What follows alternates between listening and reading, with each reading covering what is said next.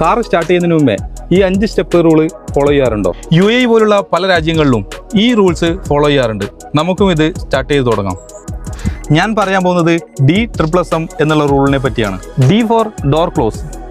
വണ്ടിയിൽ കയറിയിരുന്നാൽ ഫസ്റ്റ് നമ്മൾ ശ്രദ്ധിക്കേണ്ടത് എല്ലാ ഡോറുകളും ക്ലോസ് ആയോ എന്നുള്ളതാണ്. S for seat adjustment. പ്രോപ്പറായി സീറ്റ് അഡ്ജസ്റ്റ് ചെയ്ത് വെക്കുക.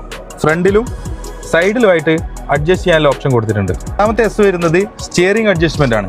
സ്റ്റിയറിംഗ് അഡ്ജസ്റ്റ് ചെയ്യാനുള്ള ഓപ്ഷൻ നമുക്ക് ഇവിടെ കാണാൻ പറ്റും. ഇവിടുന്ന് ഇത് ഓപ്പൺ ആക്കിയിട്ട് പ്രോപ്പറായിട്ടുള്ള സ്റ്റിയറിംഗ് അഡ്ജസ്റ്റ്മെൻറ്റ് നമ്മുടെ ഹൈറ്റിന് അനുസരിച്ച് അഡ്ജസ്റ്റ് ചെയ്യും. സ്റ്റിയറിംഗ് അഡ്ജസ്റ്റ് ചെയ്തതിന് ശേഷം ഈ ഒരു സെക്ഷൻ്റെ അകത്തേക്ക് കൂടി നമുക്ക് പ്രോപ്പറായിട്ട് മീറ്റേഴ്സൊക്കെ അകത്തുള്ള ക്ലസ്റ്റർ കറക്റ്റായിട്ട് കാണാൻ പറ്റണം. സ്റ്റിയറിംഗ് അഡ്ജസ്റ്റ് ചെയ്തതിന് ശേഷം നമ്മുടെ കൈ ഇതേപോലെ സ്ട്രെയിറ്റ് ആയിട്ട് ഇതിൽ മുകളിൽ വരുന്നുണ്ടോ എന്നുള്ളത് ശ്രദ്ധിക്കുക.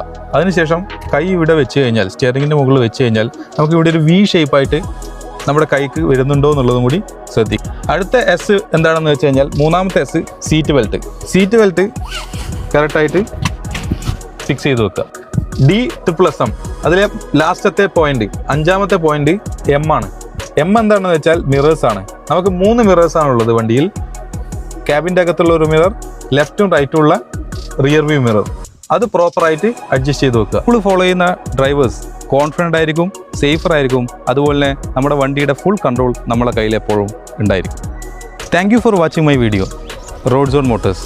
ഇതറിയാത്ത നിങ്ങളുടെ ഫ്രണ്ട്സിന് ഷെയർ ചെയ്യുക, കമൻറ്റ് ചെയ്യുക, സേവ് ചെയ്യുക.